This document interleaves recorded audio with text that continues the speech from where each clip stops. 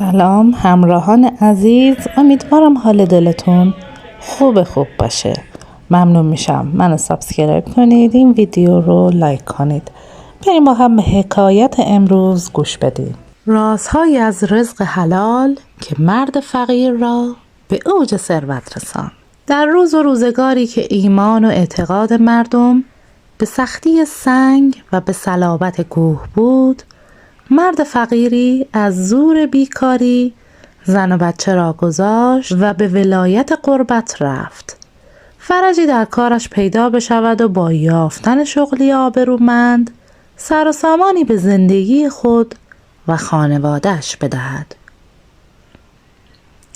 روی این اصل پا در رکاب بیابان گذاشت و رفت تا به شهر کوچکی رسید و بعد از چند روز سرگردانی آخرالامر مردی گریبانش را گرفت و به سر کاری برد که از فرط سختی صخره را آب می کرد و فولاد را خم. مرد مدتی به این کار دشوار مشغول بود تا روزی که صاحب کار پیدایش شد و امر به توقف کار داد و گفت چند وقت است که برای من کار میکنی؟ مرد گفت 1 ماه و اندی. صاحب کار گفت مزدت چقدر می شود؟ مرد گفت از قرار روزی 1 قران جمعاً می شود 30 و اندی قران. صاحب کار که مردی طماع و خسیس بود در جواب گفت من 40 قران پول حرام دارم و 5 قران پول حلال، تو به کدام یک راضی می شوی؟ مرد ساده دل که بسیار مقید به حلال و حرام درآمد و کسب و کار خود بود، بیان که حتی از ذهنش هم خطور کند حلال یا حرام بودن پول صاحب کار ربطی به شخص او ندارد، بی تأمل جواب داد معلوم از قربان که من پول حلال را ترجیح می دهم. کارفرمای شیاد وقتی دید که کلکش گرفت و تیرش به هدف نشسته، نیشش را تا بناگوش باز کرد و دست در جیب قبای اطلس خود برد و 5 قران به مرد بدبخت داد و او را راهی کرد. مرد بینوا با ناراحتی به میان شهر آمد و گشت تا بازرگانی محترم از اهالی شهر خودش پیدا کرد. جلو رفت و بعد از سلام و چاق سلامتی دست در جیب کرد و 5 قران به بازرگان داد تا برای زن و بچهش ببرد. بازرگان گفت دوست من این پول کمی است، بهتر است به جای این مبلغ کالایی هدیه‌ای فراهم کنی تا برای خانوادت ببرم. مرد قبول کرد و به بازار رفت و به جستجو پرداخت که با 5 قران چه میتواند برای زن و بچهش خریدی بکند. هرچه بیشتر جست کمتر یافت و خسته و کوفته به کنجی نشست. در این اثنا پیرزنی را دید که سبدی در دست گرفته و به او نزدیک می شود. مرد پرسید آن تو چه داری مادر بزرگ؟ پیرزن گفت 2 تا گربه گلباقالی، یکی از یکی قشنگتر و زیباتر. مرد به داخل سبد نگاه کرد و شیفته گربه ها شد. پرسید می فروشی؟ پیرزن گفت بله، 5 قران به من بده و آنها را ببر. انشاءالله که قدمشان برای تو خیر خواهد بود. مرد 5 قران را داد و سبد را گرفت و نزد بازرگان آمد. بازرگان که مردی نیک نفس و بلند طبع بود هیچ نگفت و مرد را سرزنش ننمود و قبول کرد که آن گربه ها را به خانواده او برساند. روز بعد بازرگان همراه با قافله بزرگ به راه افتاد. رفتند تا در 7 منزلی شهر قبلی به دیاری آباد رسیدند که ملکی عادل بر آن حکومت می‌کرد. به رسم آن روزگار وقتی قافله به پای باروهای شهر رسید، بازرگان ما هدیه‌ای برای حاکمان دیار برد و عرض ادب نمود. حاکم نیز سرشناسان قافله را برای صرف نهار به دارالخلافه دعوت کرد.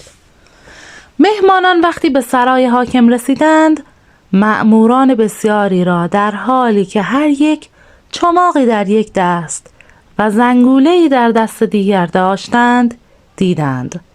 بلافاصله از خانسالار پرسیدند این همه نگهبان، چماق و زنگوله در دست برای چه کارند؟ وظیفه‌شان چیست؟ خانسالار جواب داد: ای مهمانان گرامی، ما در این دیار از تمام نعمتهای خداوندی، از شیر مرغ تا شاخ مار به حد وفور بهره داریم. تنها ناراحتی و مایه عذاب ما جانوران کوچکی هستند که مثل تخم یعجوج و ماجوج در همه جا پراکندند و رحم به هیچ کس و هیچ چیز نمی کنند. هر سال مقدار زیادی از خوراک و پوشاک خود را به دلیل هجوم این شیاطین از دست می دهیم و متاسفانه هیچ حکیم و دانایی راه چاره و روش مقابله با آنها را نمی دانند. این چماق به دستان که می بینید در هر نوبت باید پاسبانی بدهند تا با صدای زنگ و ضرب چماق مانع هجوم آن جانوران به سفره و خوراکی ها بشوند.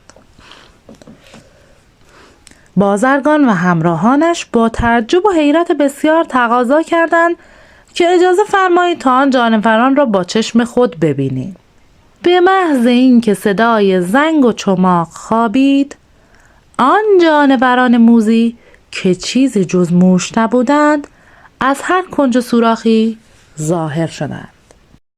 بازرگان و همراهان خنده‌ای بلند کردند و به حاکم گفتند که چاره کار آسان است. بعد بازرگان فرمود تا یکی از خدمه سبد گربه های گلباقالی را حاضر کند. تا سبد را آوردند، بازرگان در آن را باز کرد و گربه ها که مدت ها بود اسیر و بی‌حوصله در آن جای تنگ مانده بودند، در یک چشم به هم زدن به بیرون جستند و دندان و چنگال تیز و الماس گون خود را در تن موش‌های بی‌حیا فرو کردند و هنوز لحظاتی نگذشته بود که آن جانوران موذی یا به خاک و خون غلتیدند یا هر یک به سوراخ خزیده از انظار مخفی شدند.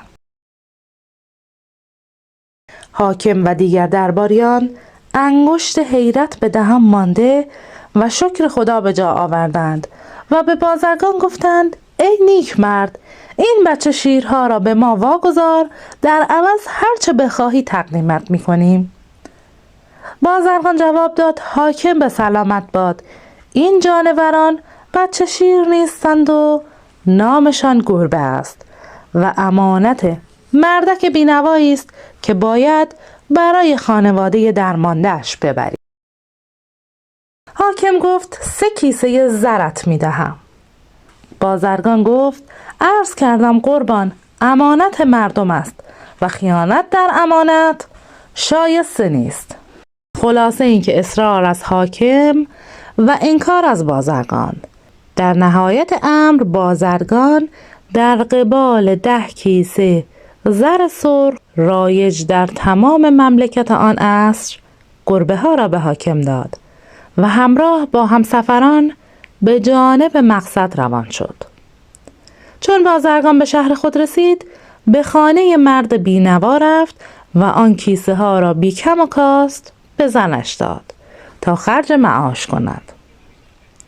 زن که در 7 آسمان ستاره‌ای نداشت، آن طلاها را گرفت و با آن خانه‌ای بزرگ و دکانی پر از کالاهای مختلف و قطعه زمین زراعی خرید و خود و کودکان بی‌پناهش را از چنگال بیرحم فقر نجات داد. چون مدتی از این ماجرا گذشت، مرد دلتنگ و نومید از یافتن کاری آبرومند راهی ولایتش شد و شرمسار با دست و کیسه خالی به خانه سابقشان رفت. پیرمردی در باز کرد و چون مرد بینوا را دید پرسید کیستی و برای چه کار آمده ای؟ مرد پاسخ داد اینجا خانه من است. پیرمرد گفت من این خانه را از زنی ثروتمند اجاره کردم که قصرش در آن سوی شهر است. چون مرد اصرار کرد پیرمرد نشانی های آن زن و کودکانش را گفت و آخرالامر مرد فهمید که زن باید همسر خود او باشد. پس با ترس و وحشت بسیار به نشانی که پیرمرد داده بود رفت. به محض اینکه زن و فرزندانش فهمیدند همه با جامه‌های زیبا و حریر بر تن به استقبالش شتافتند و او را مثل گوهری گرانبها در میان گرفتند. مرد با دیدن این وضعیت زبان و کامش چسبیده بود و توان صحبت کردن نداشت.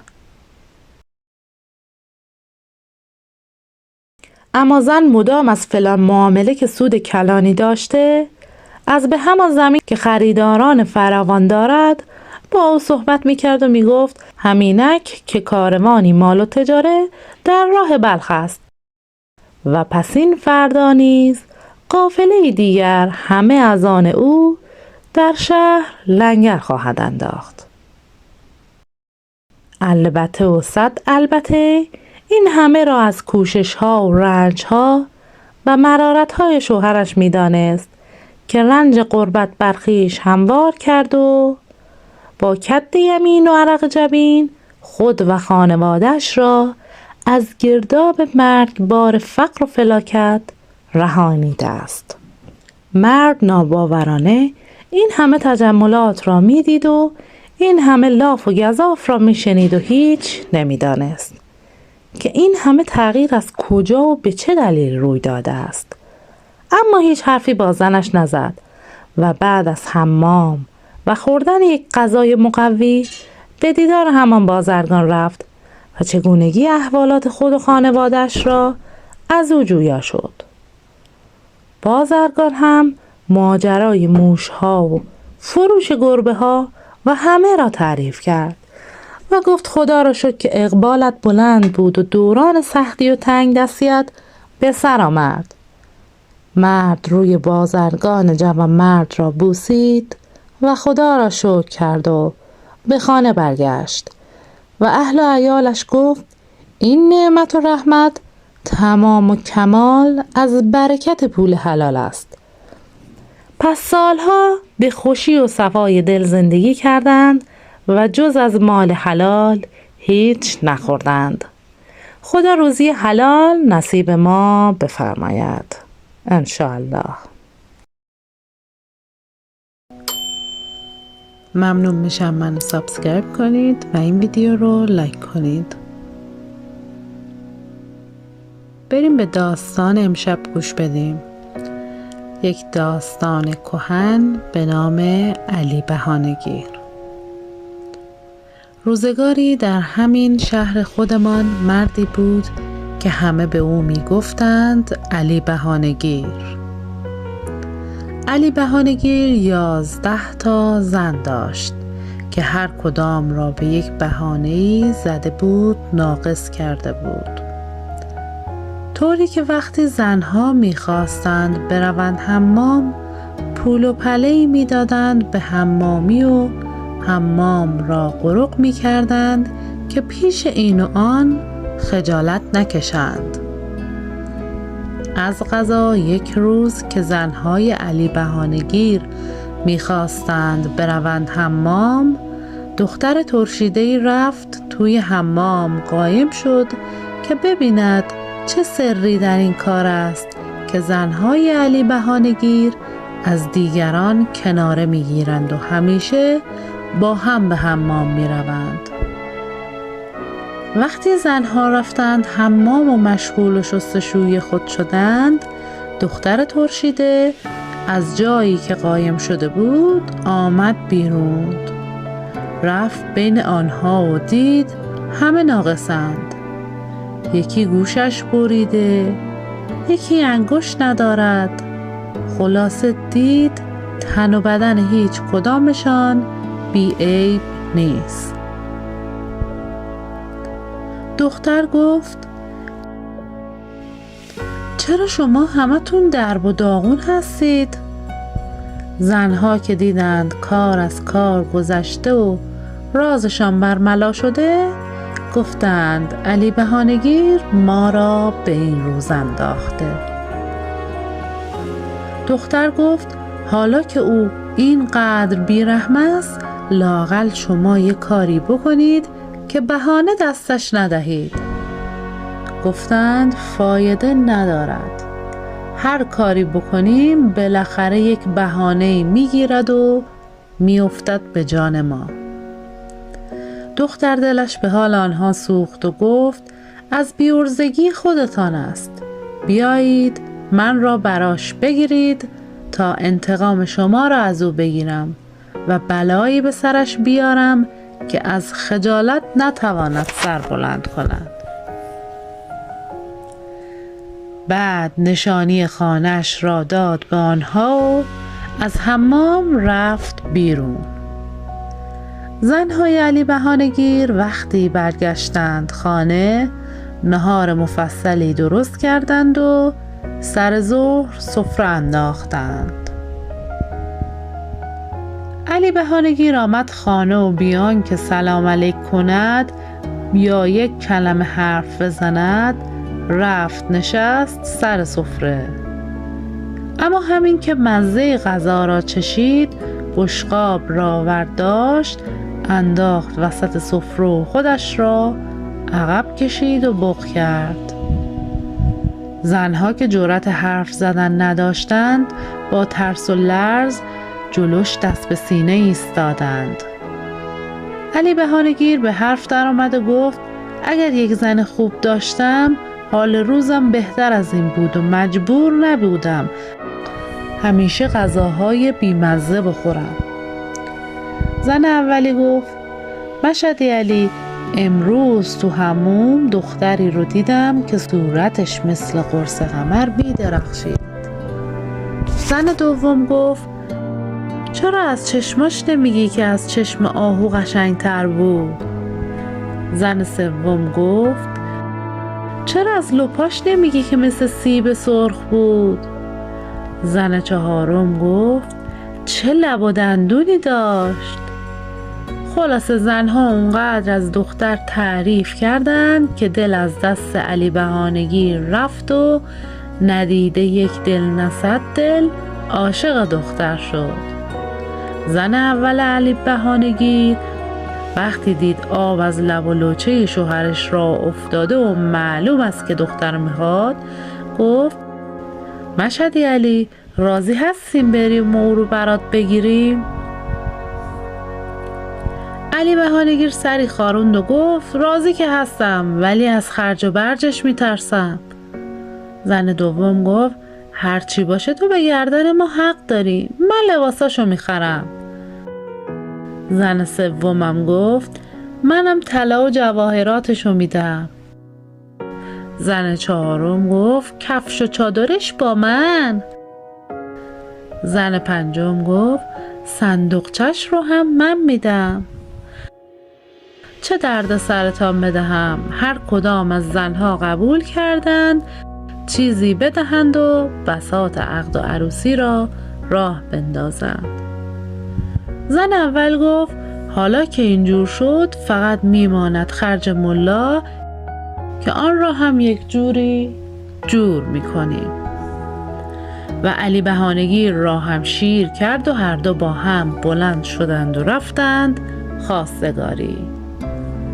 بعد از کمی گفتگو پدر دختر قبول کرد دخترش را بدهد به علی بهانه‌گیر و همان روز عقد و حنابندان و عروسی سر گرفت. شب عروسی دختر یک دست و پا و یک طرف صورتش رو بزک کرد و رفت به حجله.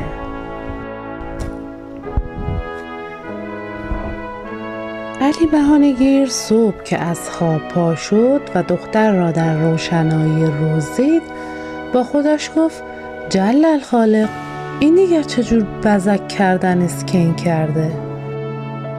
میخواست شروع کند به بهانه جویی، ولی چون دیرش شده بود تند راه افتاد رفت بازار و سر راهش یک گونی بادمجان خرید و فرستاد خانه. عروس به زنها گفت این تازه اول کار است. علی بهانه‌گیر دنبال بهانه می‌گردد. ما باید هر جور غذایی که با بادمجان درست می‌شود درست کنیم و هیچ بهانه‌ای دست او ندهیم. و همین کار را هم کردند. آخر کار عروس داشت پوست بادمجان‌ها را جمع می‌کرد که دید یک بادمجان مانده زیر آنها. بادمجان را برداشت داد به یکی از زنها و گفت این یکی را هم همینطور پوست نکنده نگه دارید، شاید به دردمان بخورد. سر شب علی بهانه‌گیر آمد خانه و یک راست رفت نشست سر سفره تا چشمش افتاد به 40 خورشت بادمجان. ترش کرد و گفت شما از کجا می‌دانستی من 40 خورشت بادمجان می‌خواستم؟ شاید می‌خواستم آش بادمجان بخورم. یکی از زنها رفت به قرابه، آش بادمجان آورد، گذاشت وسط سفره و گفت بفرمایید مشهد علی. علی بهانه‌گیر که دید اینطور است گفت شاید من دلم دلمه بادمجان بخواهد. چرا قبلا مشورت نمی کنید و سر خود هرچه دلتان می خواهد می پزید؟ یکی دیگر زود رفت یک سینی دلمه بادمجان آورد گذاشت توی سفره. علی بهانه‌گیر گفت شاید من هوس کشک بادمجان کرده بودم، نباید از من می پرسیدید. یکی از زنها تند رفت یک دیس کشک بادمجان آورد گذاشت جلوی علی بهانه‌گیر. علی بهانه‌گیر که دید دیگر نمیتواند بهانه بگیرد و هرچه میخواهد تند میآورند و میگذارند جلوش، خیلی رفت تو هم و با اوقات تلخی گفت شاید من دلم میخواست یک بادمجان پوست نکنده را گلی کنم و همانطور خام خام بخورم. عروس رفت بادمجان پوست نکنده را گذاشت توی بشقاب، کمی گل هم ریخت کنارش و بشقاب را آورد گذاشت توی سفره. گفت بفرمایید میل کنید مشهد علی، نوش جانتان. علی بهانه‌گیر که دید نمیتواند هیچ بهانه‌ای بگیرد سرش را انداخت پایین، غذایش را خورد و بی سر و صدا رفت خوابید. اما به قدری ناراحت بود که تا صبح از غصه خوابش نبرد و همه‌اش توی این فکر بود که فردا چجوری از زنها بهانه بگیرد. صبح زود علی بهانه‌گیر بلند شد. صبحانه نخورده یک راست رفت بازار. گونی بزرگی خرید و به حمالی پول داد و گفت من میروم توی گونی، تو هم در گونی را محکم ببند و آن را ببر خانه من تحویل زنهایم بده. بگو مشهد علی گفته در گونی را وا نکنید تا خودم بیایم خانه. بعد رفت توی گونی، حمال در گونی را بست، آن را کول کرد و هن کنان برد خانه علی بهانه‌گیر و به زنها گفت مشهد علی سفارش کرده در گونی را وا نکنید تا خودم بیایم خانه. همین که حمال رفت عروس فکری ماند. این دیگر چه حقی است که علی بهانه‌گیر سوار کرده است؟ و مدتی گونی را زیر نظر گرفت که یک دفعه دید گونی تکانی خورد. عروس فهمید علی بهانه‌گیر رفته تو گونی و این کلک را سوار کرده که بفهمد زنها پشت سرش چه میگویند و چه کار میکنند و بهانه‌ای به دست بیاورد. عروس هیچ به روی خودش نیاورد. زنها را صدا کرد و گفت این درست است که مشهدی علی گفته در گونی را وا نکنید تا خودش بیاید خانه، اما این درست نیست که ما همینطور عاطل و باطل دست رو یا دست بگذاریم و بیکار بمانیم. یکی از زنها گفت پس چه کار کنیم؟ عروس گفت اشتباه نکنم این گونی پر از چغندر است، خوب است بندازیمش توی حوض تا لااقل گلهایش خیس بخورد و شسته بشود. زن دیگری گفت آن وقت جواب مشهدی علی را چی بدهیم؟ عروس گفت مشهدی علی خودش گفته در گونی را وا نکنید، از شستن و نشستن آنها که حرفی نزده. تازه از کجا معلوم است که مشهدی علی بهانه نگیرد چرا ما گونی را در حوض نینداخته ایم و نشسته ایم. زنها دیدن عروس راست میگوید و بی معطلی آمدند جلو، 4 گوشه گونی را گرفتند و کشان کشان بردند، انداختنش توی حوض و یکی یه چوب برداشتند و افتادند به جان گونی. کمی بعد یکی از زنها گفت دست نگه دارید، آب حوض دارد قرمز می شود. عروس گفت چیزی نیست، چغندرها دارند رنگ پس می دهند. و باز افتادم به جان گونی و حالا نزن کی بزن، تا اینکه کاشف به عمل آمد که راستی از گونی دارد خون میزند بیرون.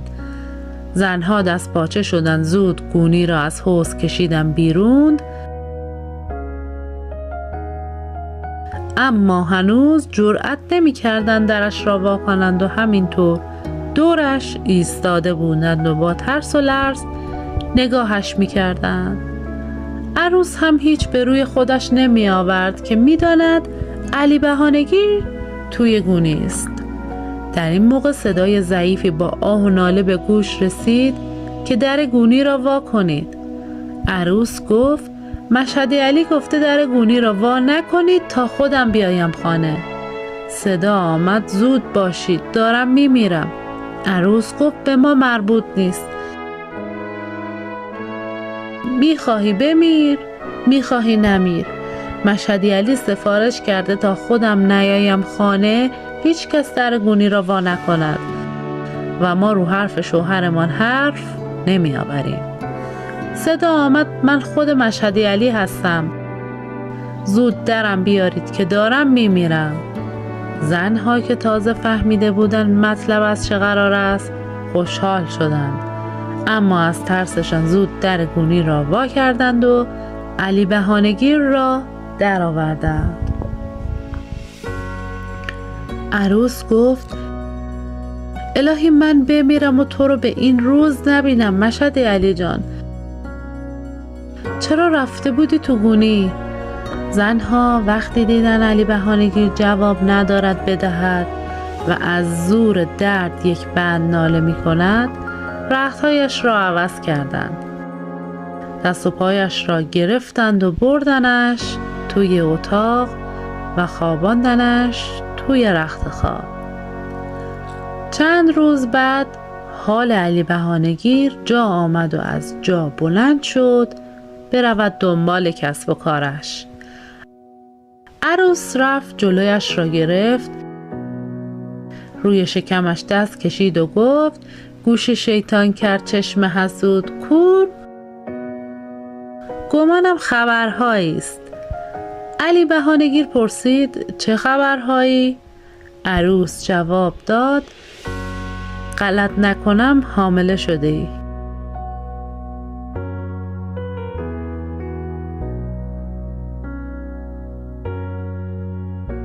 چشمهای علی بهانه‌گیر از تعجب 4 تا شد. گفت مگر مرد هم حامله می شود؟ عروس گفت اگر خدا بخواهد بشود می شود و خواست خدا را نمی شود عوض کرد. 12 تا زن گرفتی و خدا به تو بچه نداد، حالا خواسته اینجوری تلافی بکند.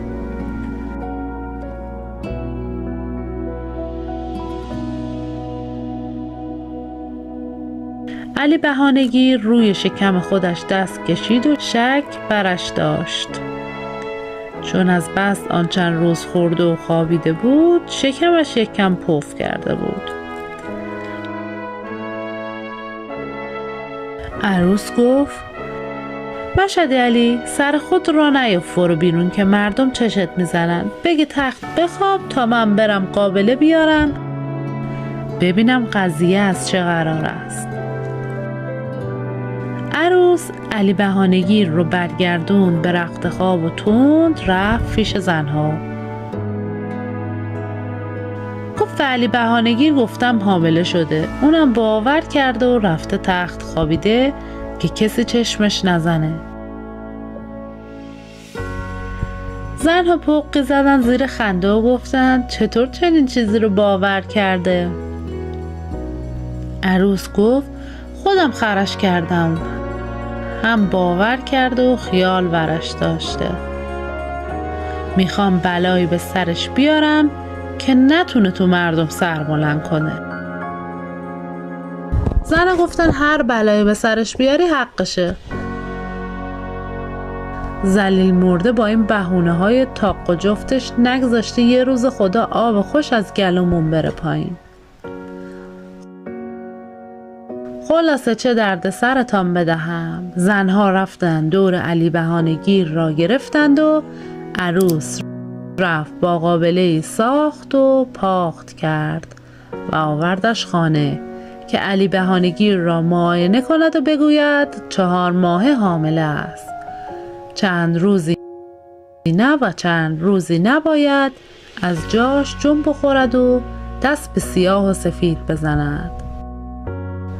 زنها زود دست به کار شدند. گوسفند سر بریدند، آبگوشت مفصلی بار گذاشتند و بروبیایی به راه انداختند.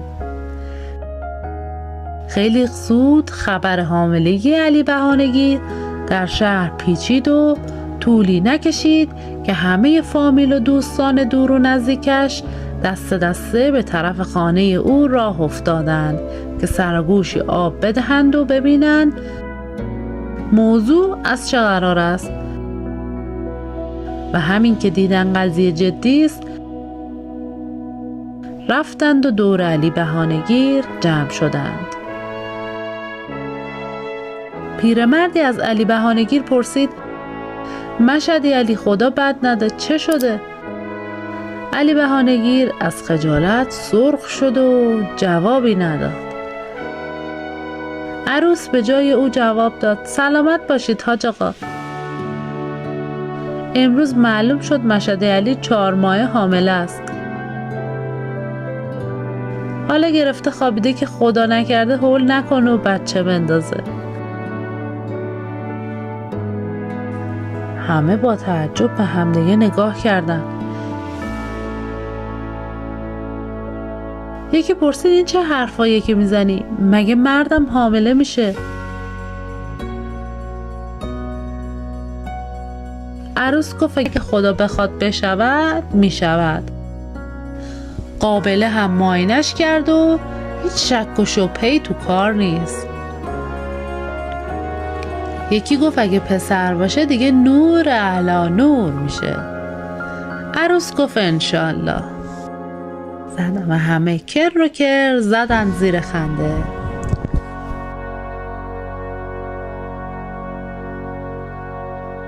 اون روز مردم از پیر و جوان گرفته تا زن و مرد دست دسته اومدن دیدن علی بهانه‌گیر رو هر کس متلکی بارش کرد. آخر سر پیرمردی گفت مشهدی علی، قباحت داره که اینطور ولنگ و واز خوابیده ای و دلت خوشه که حامله. پاشو برو پی کار و کاسبیت، مگه مردم حامله میشه؟ آخرای شب که خونه خلوت شد علی بهانه‌گیر خوب که فکر کرد فهمید عروس دستش انداخت و پیش این و اون طوری آبروش رو ریخته که از خجالتش باید سر بگذاره به بیابون، چون میدانست که مردم به این سادگی ها ولکن معامله نیستند و همین که صبح بشه باز پیداشون میشه. زخم زبونا و متلکو از نو شروع میشه. این بود که علی بهانه‌گیر همون شب بی سر و صدا پا شد راه افتاد. 2 پا داشت، 2 پای دیگه هم قرض کرد و از خانه و شهر و دیارش فرار کرد و به جایی رفت که هیچ کس او را نشناسد. فردا صبح همین که زنها پا شدند و دیدن جای علی بهانه‌گیر خالی است، فهمیدن علی بهانه‌گیر گذاشته رفته و حالا هم پیداش نمیشه. خیلی خوشحال شدن که از دست بهانه‌های عجیب و غریب اون خلاص شدند و از اون به بعد خوش و خرم در کنار هم زندگی میکنند. قصه علی بهانه‌گیر همینجا تموم میشه، اما بعضیا میگویند 10-12 سال بعد وقتی علی بهانه‌گیر از در به دری خسته شده بود، فکر کرد خوب سری بزنه به شهر خودش ببینه اگه آبا از آسیاب افتاده و مردم فراموشش کردن، بی سر و صدا برگرده دنبال کار و زندگیش رو بگیره. اما هنوز نرسیده بود به شهر که دید چند تا بچه تو صحرا سر و صدا راه انداختند و دارن بازی میکنن. با خودش گفت خوبه برم با بچه ها صحبت کنم و از حال و هوای شهر با خبر بشم.